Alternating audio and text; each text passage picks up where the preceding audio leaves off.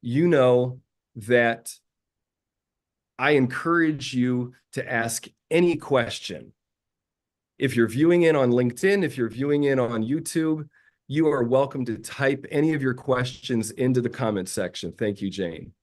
And if this is your first time, you can ask anything career related. It does not have to do with this topic. I can pretty much guarantee you that Clara and I will find a way to tie it to purpose, to tie it to emotional intelligence. That's kind of my expertise, so I tend to look through career and development that way. But as we're getting live here, I want to introduce a guest, somebody who's very important to me, somebody I've worked with over the years. And to introduce Clara Carrier, I want to say about how purposefully I see her living. So it was, I don't remember when it is. I've given up tracking time exactly since COVID, but I'm at a book launch and Clara is introducing her book, which is about purpose, by the way. So I see her speaking and all of my attention goes to her. Now I'm out, I'm at a thing, there's people. So I'm somebody who's networking. I'm looking at the whole room. But as soon as she gets up and starts talking, she has all of my attention and I'm just like so in tune with her. And I was like, Uh, what is this? What is going on? Because there are other people speaking, but there was something about how she was being that really stuck out to me. And wow. and so I thought it would be great to have Clara on today to talk some about purpose. So that's what she does. She's a coach. She again has written a book about purpose, and she helps people find their purpose.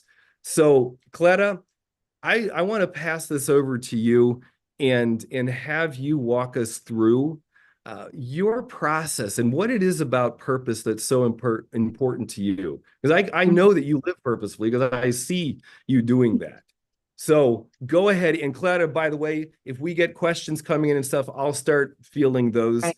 But I just want you to share with us now about some of you, your journey, and what purpose is to you. Wonderful. Well, thank you for that generous introduction, George, because I do remember that day and I do remember where you were sitting as I was kind of talking about purpose. And I think what you're referring to in terms of presence, in terms of my being, is actually something that I've been working on for the last, I want to say, 5 years now. And there's something super, super beautiful about your sense of being, your sense of being conscious and present and attuned with the moment and with what you're doing in that specific moment of time and also with the people that are around you. So, in other words, when I am present, I am intentional about the way that I am talking, about the words that I choose to talk with, about kind of like my energy and the way that I connect with people. And there's something about attunement, there's something about active listening, there's something about really being with the other person, which creates this space. It's almost like a sacred space where not only a message is communicated and a person is receiving it, but there's also an exchange of being seen and heard and understood. And I think that's the power of living purposefully. So that's one kind of bucket of things that I do with my clients is how can you be more attuned to yourself, attuned and connected with that you're sharing, but also with the people that are receiving that. And it's really about reciprocity. It's really about being in the moment, present with everything that you have, your senses, your feelings, your mindset. And when we come that way to meet someone else, there's going to be a beautiful, magical place of co creation and collaboration that is just magical. I get goosebumps when I talk about it. And that's what happens in the coaching sessions. So that's living purposefully. There's a little bit, kind of a little bit on a tangent, which is, Okay. Oh wait, I wanna but jump in here and underline and girdle this, what you just said, because it's so important. So what I'm hearing is that when you are engaging with people, the purpose that you're having there is really about you making contact with them. And so this is an incredibly important element of being human. And when in the context of career coaching, is to look at emotional intelligence and social intelligence. So in one way, my purpose is to be very in touch with what I'm feeling. That's the emotional intelligence piece. Because if I'm not doing that, then I'm not going to be as effective in my purpose of making that kind of contact with people, of really exploring what's going on and having that time with somebody where 1 + 1 = 3, where we are more than the sum of our parts. And so what I'm hearing you talking about, Clara, is how, as you are present and purposeful in your engagements, living purposefully, as you were saying, that the underpinning of that is being in touch with my emotions. That then is going to help me live more purposefully with myself, and be more effective with the people that I'm speaking with. So that's a trick of how to live more purposefully moment by moment. Again, feelings, what am I feeling? And then that will help me be more aware of other people. Yeah. Well, and the other thing that does too, we're mostly on autopilot all the time. We're in like the hamster wheel, right? And we're running super fast, and we're, working hard and trying different things, and I having many conversations, and there's a lot of kind of light bulbs going all over. So we're always on the go. And when it comes to actually being with someone and creating that space, call it a meeting, call it a dinner night with your spouse, call it your 18-year-old son about to go to college, when you want to be purposefully in that moment with that person, all of those different distractions and all of those places where your mind goes, you need to quiet those. Because most of the time we think that we're there, and we're thinking that we're there for the other person, but we're actually not. We're so preoccupied with what's happening. We're so focused on all the other things that we miss the beauty of the moment, the blessing of the moment, the lesson in that moment. So that's why living purposefully changes relationships, but it changes the way that we engage and that we connect with other people. It's powerful. Oh, that's beautiful. Thank you, Clara. So I know that there's more with purpose, and I want to say to everybody who's viewing in, again, you're welcome to ask any questions at any time. So the price that you pay when jumping in and being on here live is that it is being broadcast. And so if you don't want that, type your questions in and let us know to keep you anonymous. You can also come off mute and ask a question, and know that you can ask any question about career. Anything's on the table. So as Clara and I are talking about the topic of living purposefully, let that sit with you. And what does purpose have to do with your career? And just see what kind of questions start to come up. See what do you have on your heart that you want to find out more about? What's something it could be, the relationship that you have with your boss. It could be your relationship with your team. What's the purpose? How are you going to live that purposefully? How are you going to communicate in a purposeful way? Maybe you're in a job search. So if you have resume questions, if you have interview questions, and then even if you're at the point where you are far along in your career and you're like, geez, what have I been doing all of this for? What have I been spending my life force doing? Let us know. And so I do, and I see a message coming in here. It does look like we've got a question. Feel free to come off mute and share with us. Yep. Can you hear me okay? Yep, we got you. Welcome. Hey, good to hear from you. Yep. Yep. Good to be back. I know I was gone for a few weeks. I was finishing out a last bit of my use it or lose it paternity leave. And then first week back, as you can imagine, after being gone for a couple of weeks was a wee bit busy. So, Oh yeah. Well, um, I commend you, Eric, for making time for yourself during these times. So kudos to you for making that space. nope. Appreciate it. Appreciate it. So, kind of a recap of what I do. So, I plan for products.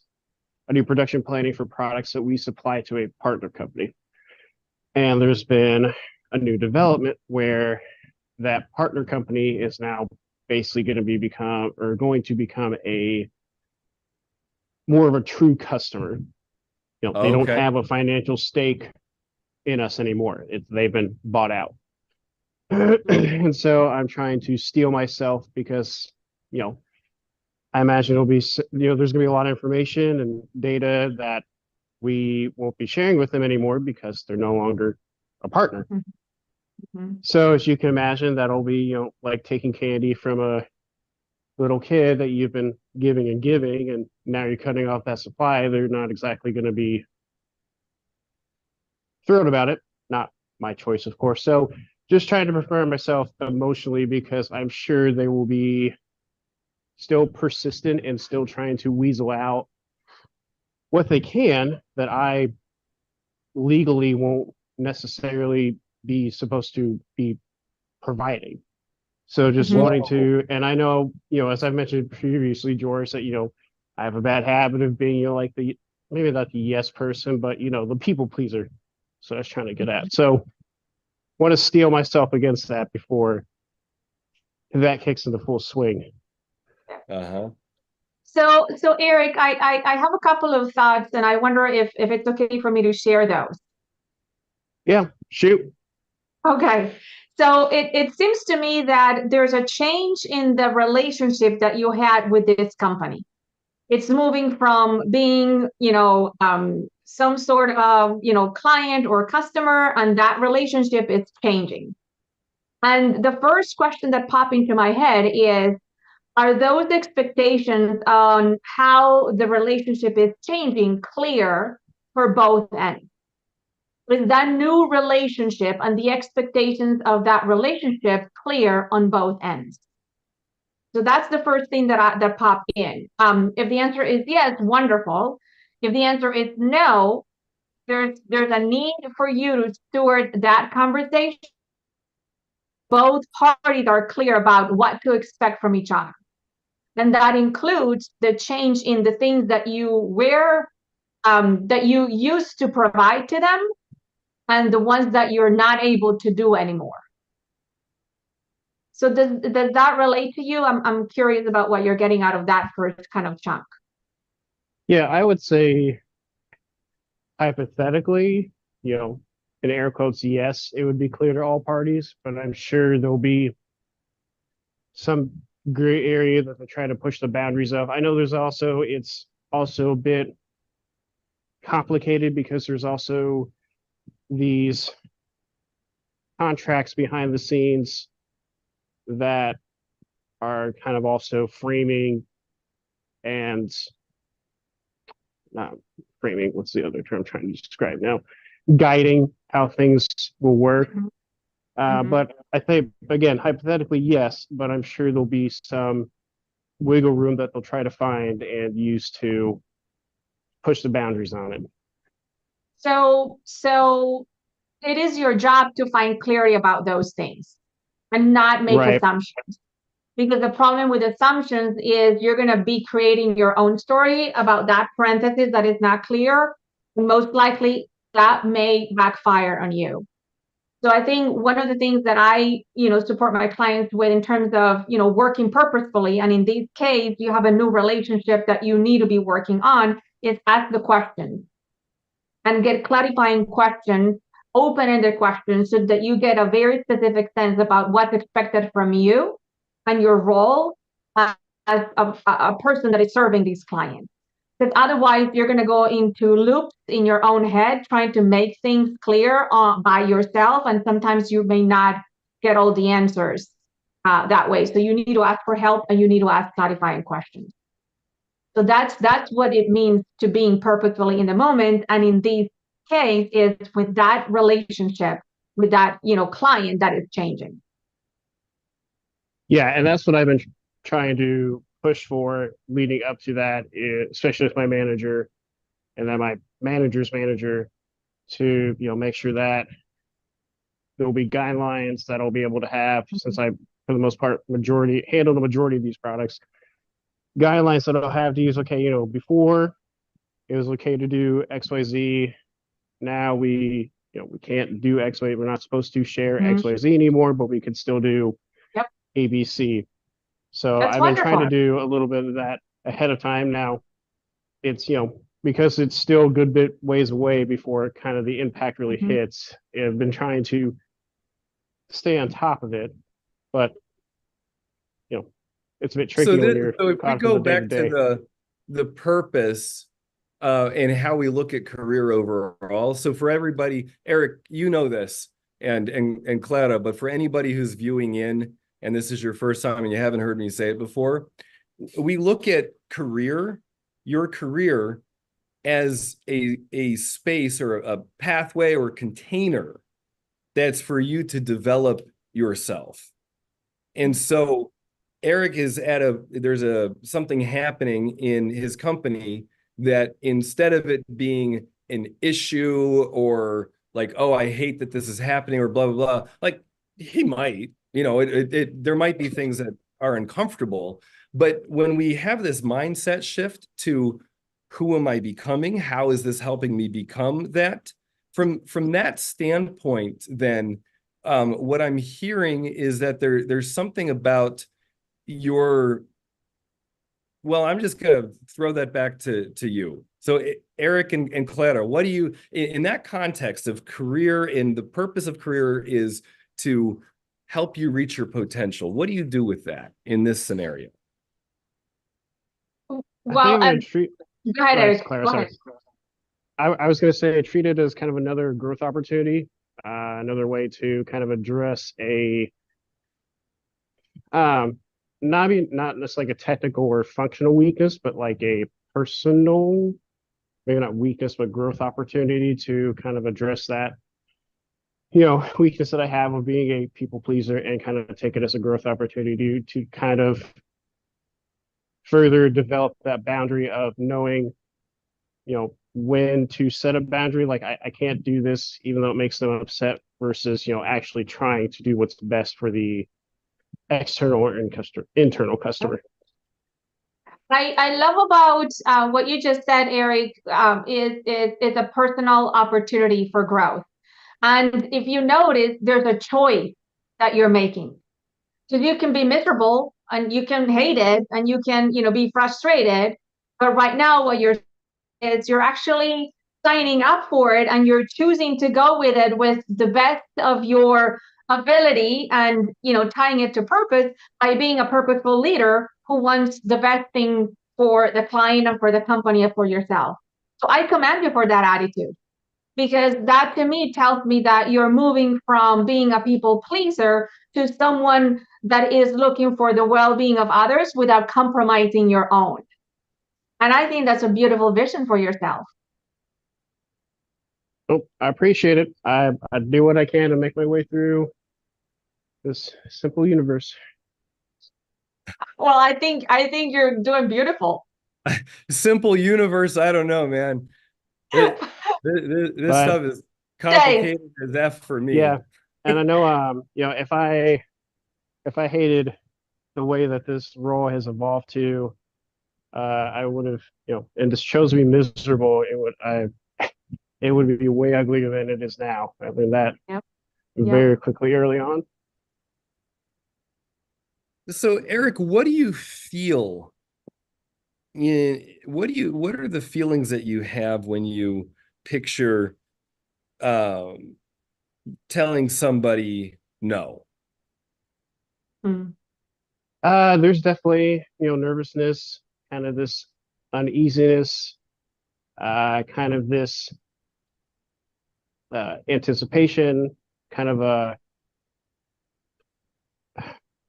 wanting to kind of respond immediately to kind of shift that negative emotion to a more positive emotion to, maybe doesn't necessarily help them, but it makes me feel better, right?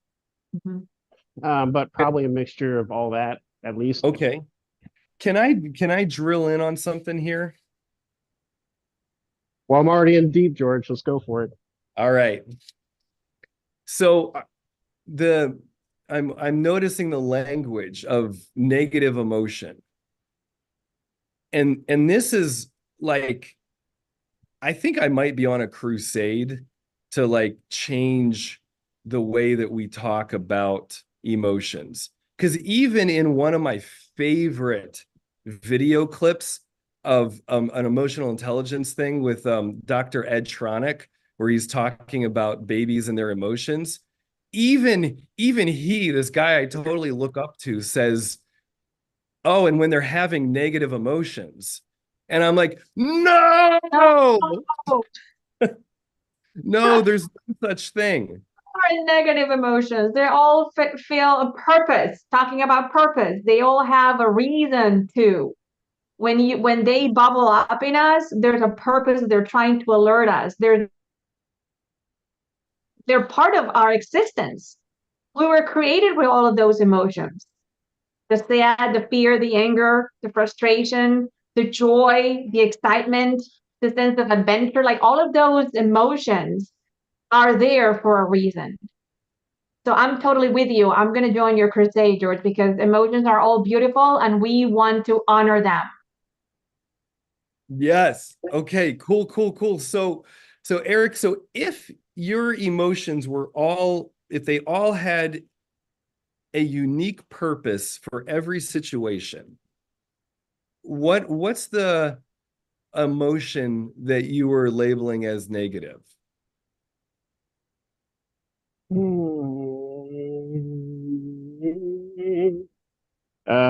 All of them.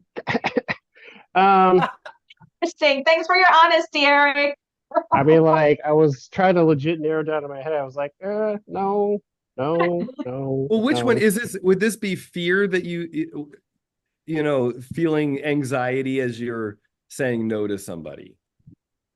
Yeah, I definitely think you could probably like consider fear as a kind of root emotion that Okay. develops into the different paths. If we want to go Okay, down so that. if it's not a negative emotion, then in this moment, so and everybody, by the way, this is so important for everybody. If you don't think that you feel afraid saying no to some people at some points in time, like you're not awake, and your job Or is human. to is to look at, okay, who is it that I do feel afraid saying no to? Most guys I talk to feel afraid of saying no to their wife. Okay. So there's an example. So it might not be at work, but picture somewhere where you, or to your kid. You might feel afraid of saying no to your kid. So from this, so your job is to picture where you're feeling afraid. Okay. Is saying no to somebody. So, okay. So in this context now, what would be the purpose of that fear in saying no? What do you mean by purpose in this context? Why would fear be a useful, if it's not a negative emotion, what would be the positive intent behind that Oh, I emotion? gotcha. I gotcha. I guess in this case, it would probably be to, spin it as a way to kind of make you not rush into things, or in this case, make me rush into saying or giving information that may or may not be accurate. So, that fear causes me to say, okay, oh, you know, let me double check and, cross my T's and dot my I's to make sure that, I have at least the or the internal information knowledge to back up what I'm telling to a Nice. external customer. Fantastic. Okay. Beautiful.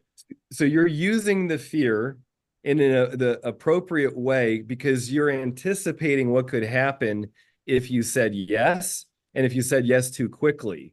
So now you actually are glad that you have this fear, because if you didn't have the fear, you would end up doing stuff that would eventually probably lead to you losing your job.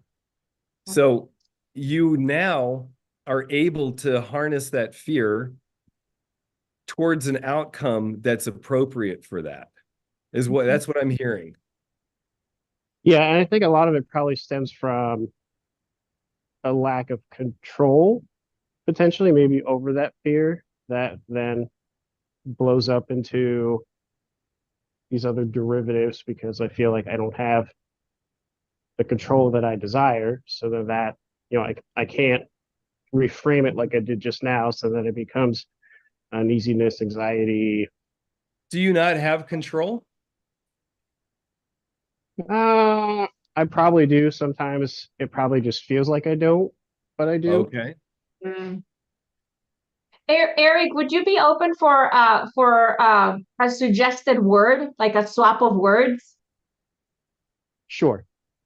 So when we use the word control, it means that we're almost like coming over something.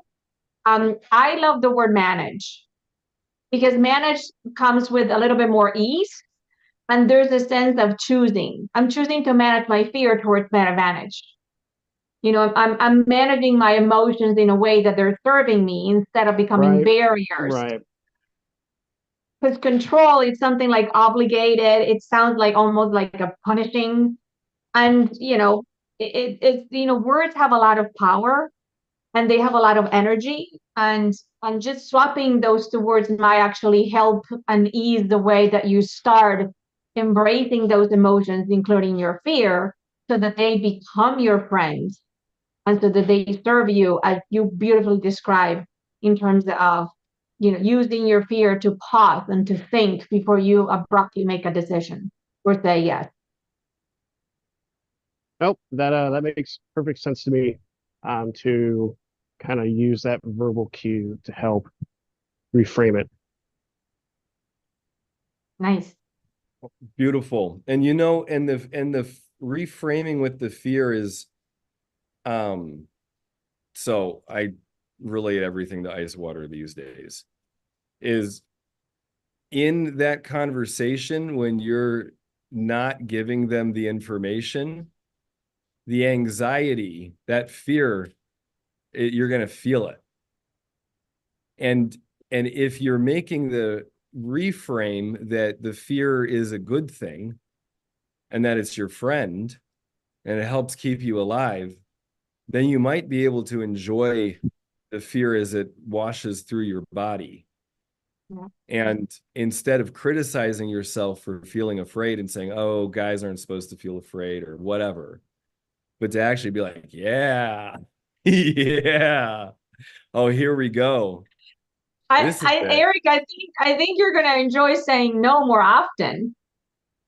Let's take some baby steps here. I'm not ready to go ice diving quite yet or close to that levels, but no, I definitely I think that manage will be really switching that from control to manage, I think will be a really solid first step to internalizing that reframing. So I'm not having to maybe so consciously think about it.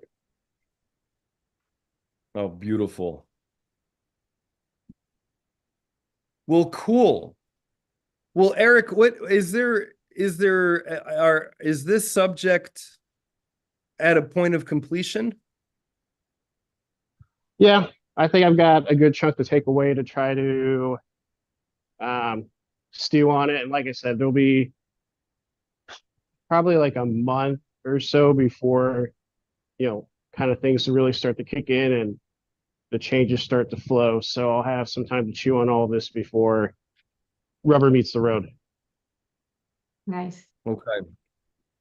This is a thing, and for everybody listening in, when a change is happening, um, there's somebody I would lead these groups with who would say, the second time you say no to a kid or a dog or something, they're now training you.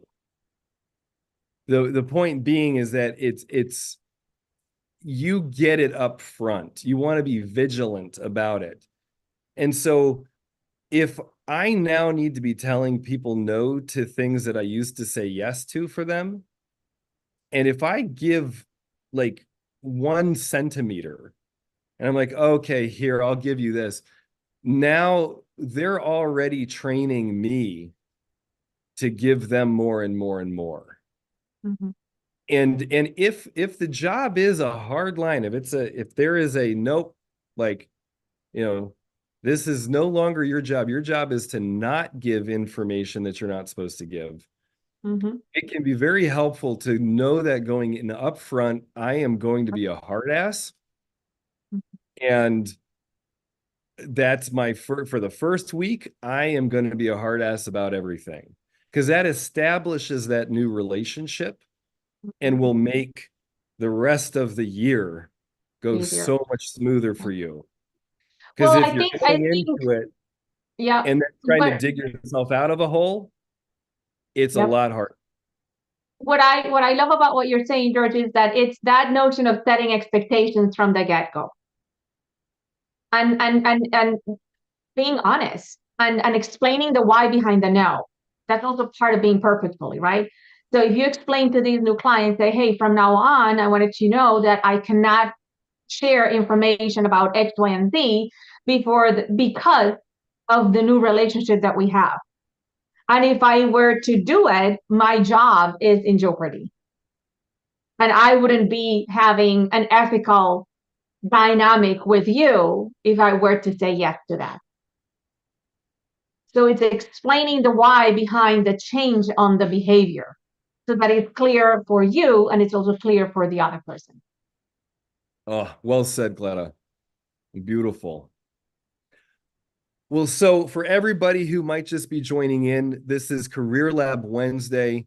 I am your host, George Miller, here with Clara Lucia. You're going to have to tell me that middle name. Jaramillo Carrier. Jaramillo. I can say that. Clara Lucia Jaramillo Carrier. Yes. Oh, beautiful. So joined today by Clara, who has written a book about purpose. Throw that link in here for anybody who wants that, Clara. That'd be awesome. He's written a book about purpose and is a coach here in Chicago, but I imagine all over because we have Zoom. And Clara and I have worked together for years, and it's a delight to have you on to be talking about purpose and your process for it. I want to jump into the next thing that we talked about earlier, but I want to say to everybody who might just be joining in, you're welcome to jump in at any time with any questions.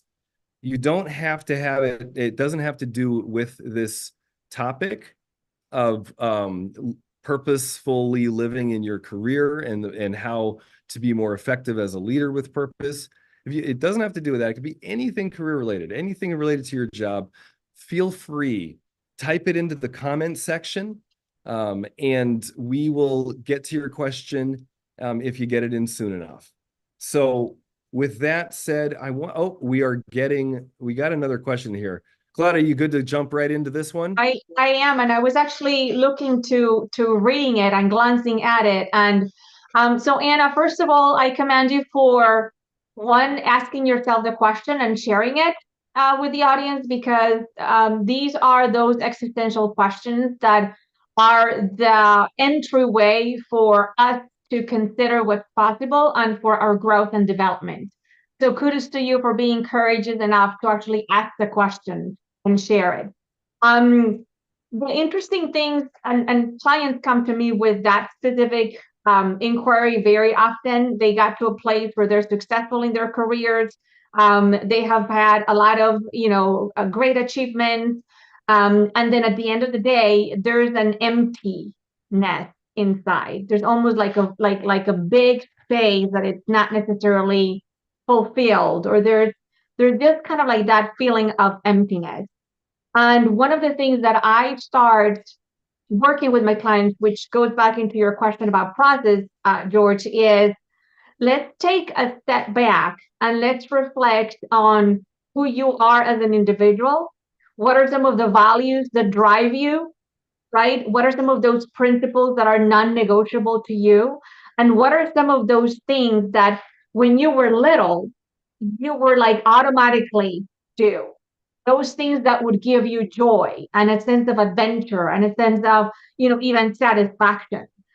And when we go back into that time through a specific kind of like survey and assessment piece, there are areas that will come up as kind of trending topics. And those trending topics are the things that are linked to your essence as you were uniquely created. And those things are reminders of the things or the activities or the reasons why you connect to other people. Because the problem is career and life may have taken us somewhere and we could be very successful at those things. But I think what Anna is now questioning is this all there is? Is this it? And I think those profound existential questions, if you welcome them, they can actually drive you to that place of satisfaction and fulfillment and meaning and purpose. And when you partner with someone to support you in that journey, then it becomes an adventure where you're discovering one more time what does Anna, love? What brings her energy? What brings her aliveness? What are some of those things that she would do even for free? So when you allow yourself to reflect in that state, and I get goosebumps, right? You start seeing some lights coming up in the person, and then we can make connections about, okay, how can you bring some of those elements into the job that you already have so that you can be working with more meaning and passion and all of that? And if it's not the case because there's limitations or whatever, then what might be your second alternative or the next chapter of your book? So I don't know, That's Anna, if this beautiful. has helped you. Yeah, if you can share, please do, or type in the next, how you see what Clara just laid out for you, how you would see that playing out. I think that's so beautiful. Clara, and actually, as we're maybe waiting for a response to what you just shared, maybe you can dig in a little deeper on what you find about that purpose, like somebody living their purpose, what's really important to them. Mm-hmm. Well, so I'm gonna give you my own example, George, Okay. because it's kind of my own story, right? And it's the reason why I am where I am now. So I grew up very responsible, the good girl. I followed the rules. I was super disciplined. I was the oldest one of two, so it became my purpose at that time to ensure that I would take care of everyone around me and that I would serve and that I would obey and that I would follow the rules. All of that is attached to the culture that I was born and raised into, which is Colombia, South America. There's a lot of machismo. There's a lot of men rule the world, women follow. And they're very religious, Catholic, driven. So all of those things, made me the person who I am now. There were incredible traits that I learned along the way: responsible, respectful, driven, reliable. All of those things gave me a lot of the things that make me a good professional. The one thing that I did not consider for a long time, even into my career, was how does this tie into my personal values? If I were to choose the kind of life or the kind of job that I wanted, what would that be like? And one of the things that I have forgotten all along was to actually serve me and take care of me and consider my own needs. So I started a journey of self-love. What does that even mean? Self-love, what are you talking about? I learned and people taught me that it was all about other people. But then there was a point of exhaustion and depletion, and that I was feeling completely empty because I was giving it all away. And I was very successful in my kind of previous job. I was in corporate America, one of the biggest companies, and I was doing some meaningful work. But at the end of the day, I relate to what Anna was sharing. I felt alone and there was a sense of discontent. So when I started asking myself all these questions and I went back in time, I realized there were, three things that I loved to do, but that I was somehow pushing aside because they were not productive enough or, sexy enough for me to do, right? And one of them was people. People and being with people and supporting people in terms of teaching them how to fish and not fishing for them, which is a big difference. It's coming alongside, it's accompanying someone, is, asking questions and being with the person instead of taking over and creating codependency with the person. And I remember that I used to be that way when I was little. Everybody gravitated to me, and I was just doing it for the pleasure of doing it. I didn't expect anything, in exchange. So people is one of them. The second one is, and I remember I was super adventurous when I was little. I would jump on a horse and like start kind of galloping, away without any fear. I loved animals and I would just approach the weirdest creatures. So there was a sense of awe and magic in everything that crosses my path. Well, as I grew older, I lost that. So I then started to question, oh my gosh, like what would it be for me to like bring back kind of that awe and wonder about the simple things in life? So that's now another piece that I'm owning for myself that I am able to bring to the table when I'm with my clients.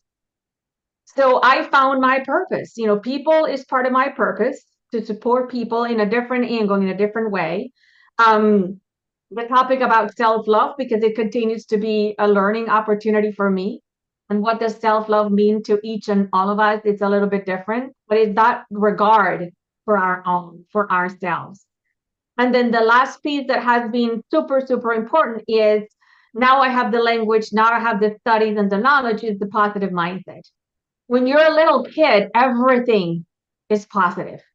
The birds are positive, the weird creatures around are positive. I mean, there's no sense of bad or right, like there's always something good in things. There's a sense of goodwill in everything. That's part of our innocence as little children. So when I combine those kind of things, I'm able to provide a better way for people to process challenges, to process their own insecurities, to process, the place where Anna is right now. And little by little, the doors start opening and the light starts coming in, and there's more hope and there's more possibilities. Oh, that's beautiful. Clara, thank you for sharing your story and your process. I'm relating a whole lot to that, and I imagine that other people are as well. And I'm seeing that we're getting some more questions. We got that, yes, okay, that makes sense. So that I think Anna's question is answered, and she's got some next steps for herself. Now, from somebody else, so how to enhance your career while maintaining your performance and responsibilities? How to enhance your career purpose. So what do you guys say about that? That's a good question. I think, the simpler answer is this is not an either or solution. It's not about your purpose or your performance and responsibilities. I mean, in the ideal scenario, you can choose to do both, right? If you find that your career is meaningful, that what you're doing has that specific purpose and has meaning to you personally, then that's kind of like the motor or like the north that you need to propel you towards getting better at what you do, getting the skills that you need to do your job even better, and to actually see your responsibilities as something that gives you pleasure and satisfaction. So when you talk about career purpose and performance and responsibilities, I do not see them as separate things. I see them as complementary. As long as your job and what you're doing fulfills you deeply and gives you that sense of meaning. Does that make sense, Naveen? So I think that the first thing is, does my career give me purpose? Do I feel that I have a sense of, fulfillment and satisfaction with what I'm doing? If the answer is yes, then your performance and your responsibilities should feed from that sense of, clarity about that purpose, and should become kind of the motor or the fuel that will allow you to get better at doing your job. Yes, yes, yeah.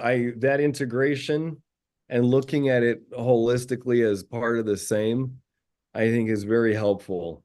And I want to speak a little bit to one of the things that happens for a lot of us is that we're asked when we're growing up, what do you want to do when you grow up? We're not asked, who do you want to be? Yeah.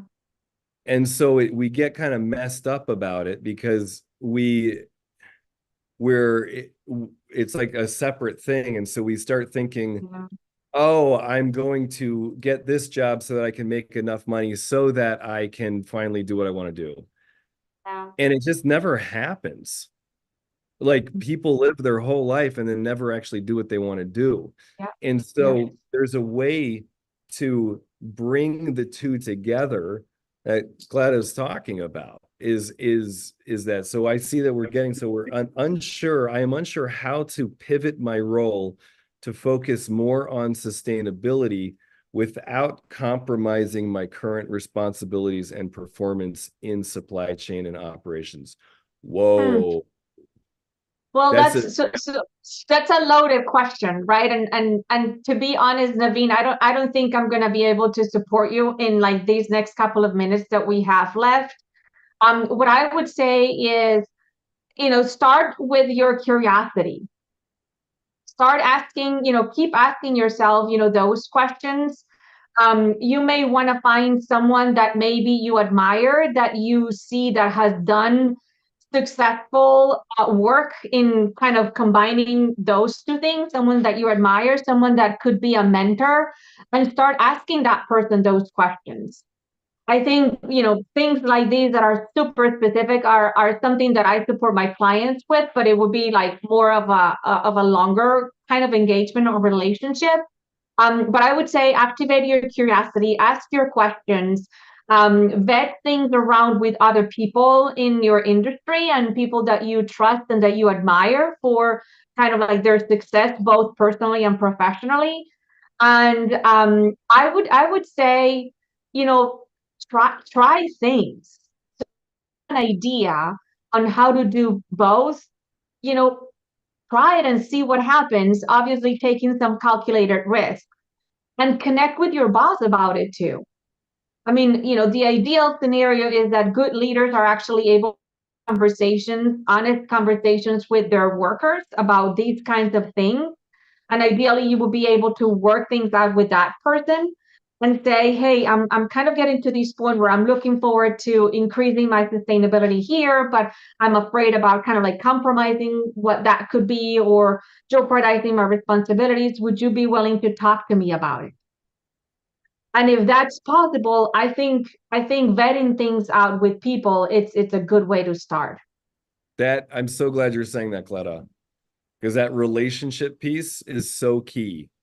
Because if I'm essentially screwing somebody else over because of an agenda that I have, that might get me a short-term gain that seems like I'm living purposefully. But if I look at it in the long run, I may not ever be able to have access to that person again as an ally. So there's a way that you and your relationships are incredibly important. And if you have fear about some of those conversations, just like we were talking with Eric, it's a good thing to have that fear because it's highlighting things that you probably should be concerned about. And so a story that might help with this, because again, I think you're right, Clara. I don't know that this is a complex thing that we're looking at here. But a story that you might be able to relate to is, okay, great. That's helpful. Good. Thank you. So my cousin was working with the Coast Guard, and he's in the Gulf of Mexico, and there's drug boats going back and forth.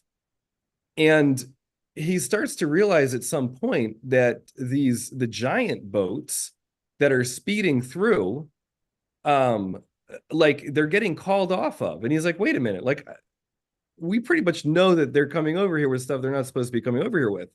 But for some reason, the chain of command is such that I'm having to let them go. And then, now I'm getting called to pick up these tiny little boats that are bringing in like, piddly amounts of marijuana. And now I'm going to arrest them and throw them. Wow. Like, this whole thing is screwed up. Yeah. This is horrible. This is not. And this is, by the way, he didn't stay doing this, but the way that he was able to get himself through that time and actually leveling up to the next thing was he said, well, at least in this scenario, at least I know I'm treating these people decently. At least I know that I'm treating them like humans, and I'm not humiliating them. I'm not embarrassing. I'm trying to be as decent as I can be. And if it wasn't me, I can kind of guarantee that it would be something else. Yeah. And so in that way, if you're working in something with sustainability, if you think about a little longer term, because then by that way, he was able to be recognized and say, you know what, this is a decent person. We're going to take him to the next level of leadership. This is somebody we want to develop as a leader, not some of these other people. So just by doing that and being in relationship in that way, you're starting to send out that signal. You're living purposefully by you being the best that you can be in the moment, while paying attention to what makes you happy overall. And you're going to attract that. Yeah. And it can be painful because over time, it's like, oh, just get here now. But that's a way to look at it that might be helpful. And if you're in an industry that might, I don't know what industry you're in, but if you're in one that's not as green and sustainable and you're wanting to get into one that is more that way, just think about all the ways that the more sustainable systems that are coming in probably in the next 10, 15 years, just think about all the connections and all the relationships that you're developing now that are going to be so important when that transition is being implemented more. So that's a way that you might be able to give yourself a little bit of say, hey, I know I'm doing the best I am doing. Yeah. What I love about what you're saying, JD, is George, is that sometimes we look at things in such a big perspective, like let's say world peace. When we look at the topic in that perspective, it's daunting, it's overwhelming, and most likely I'm going to be disempowered to do anything.